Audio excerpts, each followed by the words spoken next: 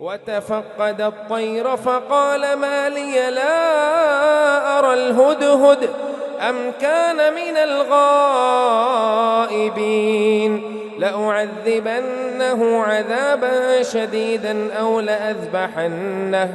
أو لأذبحنه أو ليأتيني بسلطان مبين.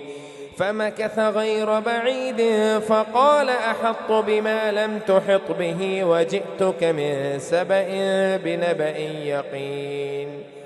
إني وجدت امرأة تملكهم وأوتيت من كل شيء ولها عرش عظيم. وجدتها وقومها يسجدون للشمس من دون الله وزين لهم الشيطان أعمالهم فصدهم عن السبيل فهم لا يهتدون.